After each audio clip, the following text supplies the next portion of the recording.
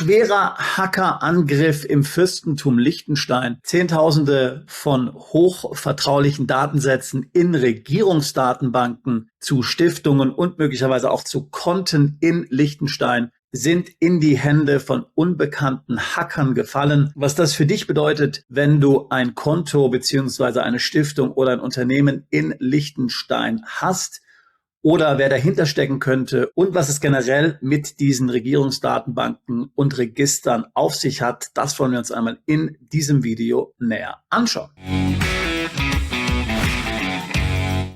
Noch ein kurzer Hinweis in eigener Sache: Wenn auch du dich für eine Kontoeröffnung außerhalb der EU, möglicherweise in Liechtenstein oder auch sonst wo interessierst, dann können wir dich natürlich gerne dabei unterstützen. Viele unserer Mandanten machen Konten zum Beispiel in Singapur, Serbien und Georgien auf. Alle Infos dazu auf unserer Webseite Freedom Banking Plus. Details dazu in der Beschreibung dieses Videos und natürlich auch ein Link. So, jetzt aber zum eigentlichen Thema. Du hast es vielleicht in den Nachrichten gehört, das Fürstentum Liechtenstein ist diese Woche Opfer eines Hackerangriffs geworden. Unbekannte Hacker haben Zehntausende von Datensätzen aus hochgeheimen Regierungsdatenbanken entwendet. Man weiß noch nicht genau, wie groß der Schaden ist. Im Fürstentum hat man jetzt erstmal die entsprechenden Systeme offline genommen. Man weiß nicht, ob davon ein System oder zwei Systeme betroffen sind. Ich will dir einmal hier kurz einen Artikel der Schweizer Webseite SRF zeigen, um das Ganze einmal besser illustrieren zu können. Also hier kannst du es sehen. 10 vor 10, die Schweizer Nachrichtensendung, 3.8.2026, 31.000 geklaute Datensätze, Täterschaft von Cyberangriffen in Liechtenstein weiterhin unklar. Da muss ich doch mal gleich die Brille aufsetzen. Bisher konnte die Täterschaft des Hackerangriffs auf Liechtenstein nicht ermittelt werden. Die Ermittlungen laufen auf Hochtouren, heißt es von Seiten der Regierung. Erste Erkenntnisse aus den forensischen Untersuchungen haben gezeigt, dass es sich um einen gezielten Angriff auf das Verzeichnis wirtschaftlich berechtigter Personen beim Amt für Justiz gehandelt hat. Was ist das für ein Verzeichnis? Das schauen wir uns gleich mal an. Weitere Angriffe auf andere Systeme hätten nicht festgestellt werden können. Allerdings hat man außerdem noch das zentrale Kontenregister. Was ist eigentlich das? Und das zentrale Steuerfachsystem provisorisch einmal vom Netz genommen. Das sind angeblich, es ist ja immer angeblich, man weiß nicht genau, was passiert ist, nur reine Vorsichtsmaßnahmen, heißt es in der Medienmitteilung weiter. Das Ganze ist passiert in der Nacht auf Donnerstag. Unbekannte Täter. Am Freitag hat man dann die Datenbanken vom Netz genommen. Und ganz am Ende hier noch eine ganz interessante Sache, die hier genannt wird. Auch darauf gehen wir gleich näher einmal ein. Das Gesetz über das Verzeichnis trat 2021 in Kraft, um die Vorgaben der EU Geldwäschereirichtlinien umzusetzen. Auch das ja ein seltsamer Satz, könnte man sagen, denn Liechtenstein ist ja gar nicht Teil der EU und vielleicht hast du ja sogar in Liechtenstein ein Konto eröffnet oder eine Stiftung gegründet oder ein Unternehmen gegründet, weil du eben außerhalb der EU gerne dich bewegen willst. Und jetzt stellst du hier aus diesem Artikel fest, dass es hier wohl dennoch irgendeinen Zusammenhang gibt zur Europäischen Union. Auch was das bedeutet, werden wir gleich nochmals genau aufklären. Also, zunächst mal müssen wir jetzt natürlich die Begriffe klären. Wenn du schon länger diesem Kanal folgst, dann wird dir wahrscheinlich vertraut sein, um was es hier geht. Zunächst einmal möchte ich dir die Webseite zeigen des Verzeichnisses der wirtschaftlich berechtigten Personen. Hier ist die offizielle Regierungswebseite, das Verzeichnis der wirtschaftlich berechtigten Personen, VWBP. Um was handelt es sich hier? Es geht um das sogenannte Transparenzregister. Das haben wir ja mittlerweile in allen EU-Ländern. Schon wieder sage ich EU, obwohl der Liechtenstein gar nicht in der EU ist. Da wirst du dich fragen, warum jetzt schon wieder EU? Tatsächlich auch in vielen anderen Ländern, die keine EU-Mitglied sind, zum Beispiel in der Schweiz oder auch im Vereinigten Königreich. Da steht dann also genau drin, wer eigentlich an Stiftungen und Gesellschaften in Liechtenstein wirtschaftlich berechtigt ist. Also nicht nur wer Gesellschafter ist, sondern möglicherweise auch Personen, die hinter den Gesellschaftern stehen. wer diese Unternehmen, diese Organisationen kontrolliert, wer Entscheidungen trifft, wo die wohnen, wo sie steuerpflichtig sind. Also ganz sensible, empfindliche Details inklusive Privatadressen, möglicherweise Steuernummern und weitere Informationen werden in diesen Systemen gespeichert. In vielen EU-Ländern, in vielen europäischen Systemen, wie zum Beispiel auch im UK, sind diese Systeme komplett öffentlich. In Liechtenstein sind sie bisher nicht öffentlich. Das heißt also, bestimmte Personenkreise, zum Beispiel auch Banken, Regierungsmitarbeiter, können diese Systeme einsehen, nicht aber die Öffentlichkeit. So, das ist das Verzeichnis der wirtschaftlich berechtigten Personen. Man sagt dazu auch, das Transparenzregister, also das sogenannte Transparenzregister, gibt es, wie gesagt, ja auch in Deutschland und in allen anderen EU-Ländern. So, dann mal noch die Rede vom zentralen Kontenregister. Was ist denn das nun wieder? Dazu gibt es auch eine Webseite, werde ich jetzt aber nicht aufmachen, um uns ein bisschen Zeit hier zu sparen. Das zentrale Kontenregister gibt es ebenfalls in allen EU-Ländern. Dort werden alle Konten, die in diesem Land geführt werden, bei allen Banken zentral gespeichert. Wer ist der Eigentümer? Wer kann auf die Konten zugreifen? Auch dieses gibt es in Liechtenstein. Auch dazu gleich noch mehr. Wie gesagt, das Kontenregister ist ja vermutlich nicht betroffen von diesem Hackerangriff. Man hat provisorisch das System vom Netz genommen. Betroffen momentan eben nur das Verzeichnis der wirtschaftlich berechtigten Personen. 31.000 Datensätze insgesamt sind vermutlich entwendet worden. So, nun kommen wir eigentlich zu der ersten sehr interessanten Frage. Jetzt wird hier immer wieder die EU genannt. Auch in dem Artikel hier aus der Schweiz wird die EU genannt. Ich habe jetzt gerade mehrfach auch die EU erwähnt. Und jetzt fragst du dich vielleicht, warum ich denn laufend die EU erwähne. Liechtenstein ist ja gar nicht Teil der EU. Nun, Liechtenstein ist aber Teil im EWR und wie ich schon oft gesagt habe, ist der EWR im Grunde genommen EU-Mitgliedschaft ohne Abstimmungsrecht. Das heißt, Liechtenstein und die anderen EWR-Staaten dürfen zwar nicht mitbestimmen, was in der EU passiert, aber sie fallen dennoch in vielen Bereichen komplett unter die EU-Gesetzgebung, darunter eben auch in allen Bereichen, was Geldwäschereibekämpfung, Compliance, Bankenwesen und generell die Finanzregulierung anbelangt. Ich habe es schon in anderen Videos gesagt, es macht keinen Unterschied, ob du ein Konto hast in Liechtenstein oder in der EU. Rechtlich wird das genau gleich behandelt. Liechtensteinische Konten sind genauso von all den sehr bedenklichen Kontrollmechanismen, die ja die EU eingeführt hat, betroffen. Das macht keinen Unterschied. Deshalb zu sagen, ich will kein Konto in der EU haben, kein Konto in Deutschland haben, sondern ich gehe nach Liechtenstein, das bringt dir überhaupt gar nichts. Dort bist du von den gleichen Regelungen betroffen. Die Banken in Liechtenstein sind ebenso von der AMLA-Behörde in Frankfurt, der neuen Superbehörde der EU, kontrolliert wie alle Banken in der EU auch. Und eben nicht nur was Banken anbelangt, sondern eben auch so Dinge wie zum Beispiel das Transparenzregister, eben das Verzeichnis der wirtschaftlich berechtigten Personen. Deswegen eben auch der Hinweis hier in dem Artikel, den ich dir vorhin gezeigt habe, des schweizerischen FSRF. Und damit sind natürlich dann auch die Konten und die Register in Liechtenstein generell von den Regelungen betroffen, die 2024 von der EU beschlossen wurden. Dinge zum Beispiel die Bargeldobergrenze, die Kontrolle durch die AMLA, und eben auch das zentrale Kontenregister und das zentrale Register der wirtschaftlich berechtigten Personen. Das hat die EU beschlossen. Liechtenstein muss all diese Dinge eben auch einführen. Wir haben jetzt schon mehrfach Videos auch dazu gemacht. Was beim zentralen Kontenregister kommt und auch beim zentralen Register der wirtschaftlich berechtigten Personen, ist, dass die nationalen Register im Grunde dann zusammengeschlossen werden und dass dann jede Ermittlungsbehörde in der EU zentral auf alle Konten in der EU und auf alle Verzeichnisse der wirtschaftlich Berechtigten zugreifen kann. Was heißt das ganz konkret? Heute ist die Situation wie folgt. Auch heute schon können Behörden aus anderen EU-Ländern, wie zum Beispiel das Deutsche Finanzamt, natürlich Einsicht in dieses Verzeichnis der wirtschaftlich berechtigten Personen bekommen und auch auf das zentrale Kontenregister in Liechtenstein. Das ist aber noch nicht sehr benutzerfreundlich. Da ist man dann auf die Behörden in Liechtenstein angewiesen. Das Ganze geht also eine gewisse Zeit. Aber hier hat man eben entschieden, 2024, dass sich das komplett ändern soll. Die einzelnen EU-Staaten und eben auch Liechtenstein führen das gerade ein. Und spätestens bis 2029 wird dann zum Beispiel das Deutsche Finanzamt direkt in die Kontenregister in Liechtenstein und auch in das Verzeichnis der wirtschaftlich Berechtigten Einsicht haben können, genauso wie sie es ja heute schon für deutsche Konten zur Verfügung haben. Das eben genau ist auch das Ziel gewesen dieses Gesetzespaketes, was dort eingeführt werden soll. Wenn du das nicht willst, wenn du nicht willst, dass zum Beispiel jetzt das Deutsche Finanzamt oder eine andere EU-Ermittlungsbehörde, das spanische Finanzamt, wenn du nicht willst, dass die eben solchen direkten Zugriff auf dein Konto haben, nicht weil du jetzt irgendwas machst, was illegal ist, nicht weil du Steuern hinterziehen willst, sondern schlicht und ergreifend, weil du deine Privatsphäre schützen willst, schlicht und ergreifend, weil du vielleicht nicht in solchen Verzeichnissen erscheinen willst,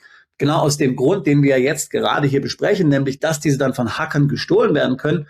Wenn du das verhindern willst, dann musst du eben Firmen außerhalb der EU haben und du musst eben auch dann Konten außerhalb der EU haben. Anders ist das Ganze nicht zu verhindern. Aber die Tatsache, dass eben Liechtenstein hier in Kürze schon seine Register zusammenschließen muss mit den europäischen Registern, mit den Registern der anderen EU-Länder, zeigt natürlich auch ziemlich klar, dass wir davon ausgehen können, dass wahrscheinlich jetzt die EU oder auch so Staaten wie Deutschland nicht hinter diesem Hackerangriff stehen, beziehungsweise auch an solchen Datensätzen vermute ich persönlich dann kein Interesse haben. Also man könnte jetzt ja vermuten, dass irgendwelche Kriminelle diese Daten entwendet haben und dann diese zum Beispiel dem deutschen Staat anbieten, um dann Steuersünder möglicherweise zu ertappen noch.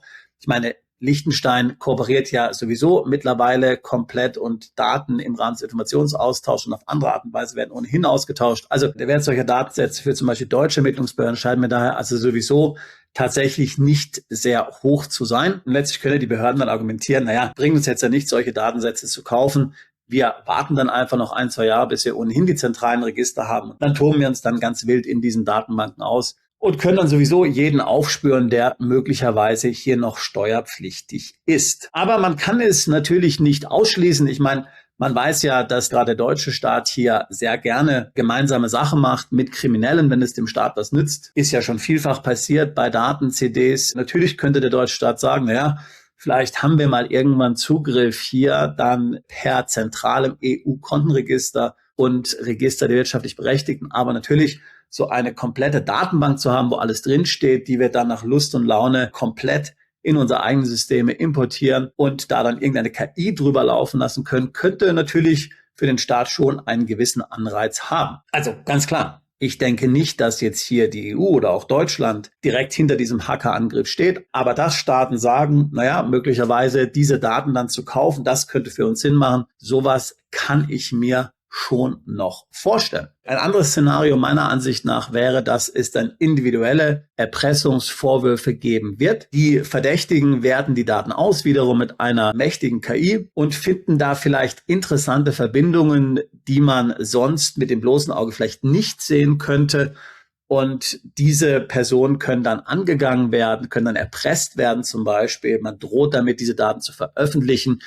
Vielleicht irgendein Politiker zum Beispiel an einer Stiftung beteiligt ist, was bisher nicht öffentlich gewesen ist, oder er eine Stiftung mit initiiert hat oder seine Familienmitglieder dort Begünstigte der Stiftung sind oder irgendeine ähnliche Konstellation. Also persönliche Erpressungsvorwürfe könnte ich mir auch noch vorstellen, als letztlich ein Motiv, solche Daten zu stehlen. Ich könnte mir auch vorstellen, dass die Hacker sogenannte Gutmenschen sind, ja, und dann diese kompletten Datensätze vielleicht an Journalisten übergeben werden. Wir haben das ja schon öfter gesehen, Panama Papers und so weiter. Auch das könnte ich mir tatsächlich als Motivation vorstellen für einen solchen Hackerangriff. Irgendwo im Internet habe ich auch gelesen, dass manche vermuten, dass die Liechtensteiner selbst letztlich sich gehackt haben, um einfach Zeit zu gewinnen, um eben nicht ihre Datenbanken an die EU-Systeme anschließen zu müssen, um zu sagen, naja, wie ihr sehen könnt, gibt es hier ganz enorme Risiken. Diese Datenbanken sind enormen Gefahren ausgesetzt. Auf keinen Fall möchten wir diese nun an die EU-Systeme anschließen, weil wir natürlich nicht riskieren können als Staat, dass diese Daten gefährdet werden. Also das halte ich jetzt persönlich für eine relativ absurde Theorie, vor allen Dingen, da man ja von den Liechtensteinern weiß, dass sie sehr gerne mit der EU arbeiten, dass sie sehr gerne hier für Deutschland den Bückling spielen. Also daher denke ich, da muss man sich bei den Liechtensteinern keine Sorgen machen. Die machen ja gerne mit bei diesem ganzen Compliance-Horror. Daher, das kann ich mir nun wirklich nicht vorstellen. Eine weitere Variante, die ich gelesen habe, ist, dass jemand die Daten geklaut hat, um eine KI zu trainieren. Also, dass der gar nicht die Daten verkaufen will, sondern im Grunde genommen, dass er das Ganze verwenden möchte, um ein mächtiges KI-System zu trainieren, was man dann wiederum als System verkaufen kann. Naja, möglich wäre es, allerdings die Risiken, denen man sich dort aussetzt, dass man dort im Grunde strafrechtliche Konsequenzen in enormem Ausmaß riskiert, halte ich auch wiederum für eher unwahrscheinlich. Also meine persönliche Einschätzung ist im Grunde genommen die, dass es um Erpressung geht. Wir haben das ja jetzt schon vielfach gesehen bei Kryptobesitzern, dass dort auf einmal dann bewaffnete Gangs aufgetaucht sind bei Kryptobesitzern, mehr oder weniger die Kanone an den Kopf gehalten haben und die Herausgabe der Schlüssel gefordert haben. Sowas könnte ich mir eben hier nun auch vorstellen, dass das die wahrscheinlichste Variante ist. Weil wie gesagt, man hat ja die Privatadressen der Personen. Man kann dann mit relativ intelligenter Analyse, zum Beispiel eben auch mit KI, relativ schnell rausfinden, was hinter dieser Stiftung steht, was es dafür Vermögen gibt, wenn man eben die handelnden Personen gibt. Und das ist natürlich das, was wir jetzt auch in den letzten Jahren vielfach erlebt haben. Wir haben sogar erlebt, dass ein Mitarbeiter des französischen Finanzamtes ähnliche Daten herausgegeben hat an Erpresser, an Gangster, die dann letztlich diesen Leuten aufgelauert haben und sie ganz klassisch ausgeraubt haben. Das ist meiner Meinung nach das wahrscheinlichste Szenario, was hinter diesem Hackerangriff steht. Aber wie gesagt, ich habe natürlich auch nicht mehr Informationen als du. Das ist jetzt einfach meine Analyse. Wir werden sehen, was in den nächsten Wochen, Monaten hier noch zu erwarten ist. Aber es würde mich nicht wundern, und es würde mich ehrlich gesagt auch nicht wundern, wenn davon natürlich noch mehr Systeme betroffen sind, als jetzt nur dieses Register der wirtschaftlich berechtigten Person. Es würde mich tatsächlich nicht wundern, wenn eben auch zum Beispiel das Kontenregister betroffen ist. Also, was würde ich machen, wenn ich eine Stiftung habe in Liechtenstein, ein Unternehmen in Liechtenstein habe, beziehungsweise ein Konto in Liechtenstein habe? Nun, zunächst mal würde ich natürlich hier den News genau folgen. Gibt es hier Anzeichen, dass das Kontenregister auch geknackt wurde? Wenn das Kontenregister auch geknackt wurde, dann hat das möglicherweise natürlich für dich Konsequenzen. Und bei der Stiftung wissen wir, dass die Daten abhanden gekommen sind. Das heißt, ich würde mir hier an deiner Stelle genau überlegen, wie dein Sicherheitssetup ist, wie du dich und deine Familie schützt. Ich würde nochmal genau überprüfen, wer überhaupt dort seitens deiner Familie in diesem Transparenzregister veröffentlicht wurde, welche Schlüsse daraus gezogen werden können, ob diese Personen inklusive dir bekannt sind in der Öffentlichkeit als zum Beispiel wohlhabende Personen. Musst du jetzt also befürchten, dass du jetzt hier zum Opfer wirst von gewalttätigen Gangs, wie das ja eben vielen Kryptobesitzern ergangen ist in den letzten Jahren. Hier solltest du schon sehr auf deine Sicherheit bedacht sein. Das halte ich schon für ein tatsächlich sehr akutes Risiko. Und es bringt natürlich auch nicht viel, wenn du jetzt diese Stiftung schlicht und ergreifend beendest. Denn wenn deine Daten da bisher drin aufgetaucht sind, dann sind die jetzt ja in falsche Hände schon gefallen, mit eben möglicherweise dramatischen Konsequenzen für diejenigen, die dort in dem Transparenzregister veröffentlicht wurden. So, jeder, der sich mit dem Thema Stiftung und Kontoeröffnung im Ausland befasst, der sollte sich natürlich genau überlegen, ob Liechtenstein hier der richtige Ort ist. Ich verstehe natürlich die Attraktion von Liechtenstein, die Attraktivität. Ich verstehe auch, dass das gerade für Personen, die in Deutschland steuerpflichtig sind, eigentlich mit die einzigste legale Option ist, um hier eine Stiftung im Ausland zu etablieren. Es gibt ja bei Trusts und Stiftungen in Drittstaaten sehr unangenehme Regelungen. Das heißt, diese kann man im Grunde genommen nicht verwenden, wenn man nicht in Deutschland wohnt. Das heißt, du wirst im Grunde genommen in diese Staaten gezwungen, wo es eben Transparenzregister gibt. Meine Empfehlung ist natürlich ganz klar an dich, wenn du das kannst, wenn das für dich legal möglich ist, entsprechende Strukturen zu etablieren in Ländern, wo es eben nicht solche Strukturen gibt. Wir haben ja schon vielfach gesprochen über amerikanische LLCs, die man dann in Verbindung mit Trusts etabliert. Amerikanische Trusts werden in keinem Handelsregister veröffentlicht, denn der Trust ist ja keine juristische Person. Der Trust ist ein Vertrag und eben keine Firma, keine Stiftung. Auch bei Gesellschaften zum Beispiel in Wyoming, LLCs, steht nirgendwo, wer hinter dieser Gesellschaft steht. Auch der Bundesstaat weiß es nicht. Das heißt, selbst wenn jetzt jemand das System zum Beispiel in Wyoming hacken würde, ein Transparenzregister gibt es ja sowieso nicht, aber wenn jetzt jemand das System hacken würde, dann würde er nur leere Datensätze bekommen, denn es werden dort keine Begünstigten, keine Gesellschafter, keine handelnden Personen gespeichert oder gar veröffentlicht. Wir bieten auch andere Lösungen natürlich an, wie zum Beispiel Stiftungen und Trusts in Nevis. Auch das kann man machen. Man muss sich einfach überlegen, was dann funktionaler ist. Panama-Stiftung könnte auch eine interessante Lösung sein. Aber wir haben ja auch gesehen, dass es eben keine absolute Sicherheit gibt. Also hinsichtlich Panama viele Dateien geleakt einer bekannten Rechtsanwaltskanzlei, was ja dann zu den Panama Papers geführt hat. Also daher geht es natürlich nicht nur um die einzelnen Register, sondern es geht natürlich auch um Dienstleister, die dann ebenfalls solche Daten haben. Das war ja jetzt in der Vergangenheit eher die Angriffsfläche. Da ging es ja gar nicht um staatliche Datenbanken, sondern eben eher um Dienstleister, um Anwaltskanzleien und ähnliche Anbieter, denen dann diese Infos vorlagen. Also wir zum Beispiel, wenn wir jetzt LLCs gründen, wir sind ja in den USA, wir brauchen von dir zum Beispiel nur sehr wenige Angaben. Wir brauchen von dir zum Beispiel gar keine Passkopie oder irgendeinen Adressnachweis. Also die Bank hinterher braucht das dann schon. Und wenn wir das natürlich bei der Bank einreichen, dann würdest du uns das natürlich auch schicken. Das ist ja klar. Aber jetzt in unseren Systemen zum Beispiel müssen wir nicht speichern, wer wirklich hinter der Firma steht. Hier brauchen wir keinen Nachweis, anders zum Beispiel natürlich als bei Anwälten, Steuerberatern in Ländern wie Deutschland, Liechtenstein oder auch der Schweiz, wo der Anwalt, der Dienstleister sämtliche Informationen abfragen muss, also Passkopie zum Beispiel und auch Adressnachweis. Das alles müssen wir jetzt überhaupt nicht tun. Wobei eben in diesen Offshore-Ländern ist das zum Teil auch notwendig, ja. Wenn wir jetzt zum Beispiel eine Stiftung in Nevis gründen, dann sind solche Details dann ebenfalls dort zu erbringen. Aber dort sind dann wiederum natürlich auch die Dienstleister so klein, dass ich es relativ unwahrscheinlich halte, dass diese geleakt werden. Manche Mandanten machen es dann sogar so, dass sie erst eine zweite Staatsbürgerschaft haben und dann im Grunde genommen mit diesem Zweitpass, den sie vielleicht über ein CBI-Programm erworben haben, dann eine entsprechende Struktur etablieren. Da kannst du ja, wenn du willst, sogar den Namen ändern. Ja, also das heißt, das kann es ja dann wiederum aus dieser Perspektive gesehen wenigstens interessant machen, aber natürlich auch kompliziert. Also ob du das wirklich willst, ist natürlich eine komplett andere Frage. Aber mein Tipp an dich ist natürlich raus aus der EU, raus aus der Compliance-Maschine, welche die EU bedingt und ähnliche Staaten und dein Vermögen so zu strukturieren, dass du dich davor eben schützen kannst. Aber das bedingt natürlich vielfach auch, dass du tatsächlich auswanderst, denn ansonsten kannst du dich aus diesen Verpflichtungen gar nicht lösen. Wir haben übrigens eine eigene Webseite, die Webseite zu Freedom Banking Plus habe ich ja vorhin schon genannt, aber zum ganzen Thema Vermögensschutz haben wir auch eine Webseite, Asset Protection Plus heißt diese, auch diese verlinke ich hier in der Beschreibung dieses Videos. Mein Kollege Friedrich Hennegriff, ehemaliger Banker, ehemaliger Private Banker sogar, kümmert sich um den Bereich Vermögensschutz. Wir haben schon viele Strukturen für Mandanten organisiert. Wenn auch dich dieses Thema bewegt, jetzt vielleicht bist du aufgeschreckt, nachdem was in Liechtenstein passiert ist, dann buchen wir dir ein Beratungsgespräch und wir können dir helfen, dein Vermögen zu strukturieren, komplett außerhalb der EU. Aber ich musste dich schon mal warnen, das Ganze ist auch vielfach komplizierter, als man sich das wünscht und da ist dann schon einige Detailplanung notwendig. Aber buche gerne ein Beratungsgespräch mit Friedrich, Details dazu ebenfalls in der Beschreibung dieses Videos. Wir unterstützen dich gerne dabei. Seit 20 Jahren helfen wir Mandanten auszuwandern, sich im Ausland steuerlich optimiert aufzustellen, Vermögen zu sichern vor der Zugriffigkeit des Staates und natürlich auch vor Hackern, zweite Staatsbürgerschaften zu erwerben. Ich selbst habe die EU schon vor 26 Jahren verlassen. Stell dir das einmal vor. Ich kann dir sagen, wenn du das einmal gemacht hast, dann schaust du anders auf die Welt. Das ist so ein richtiger Moment, wie wir das aus der Matrix kennen. Blaue Pille, rote Pille. Ich habe es nie bereut, diesen Schritt. Ich denke, du wirst es auch nicht tun. Und in diesem Sinne freue ich mich, auch dich alsbald zu unserer Mandantschaft zählen zu können. Bist du Unternehmer, Freiberufler oder Investor? Zieht es dich schon lange ins Ausland?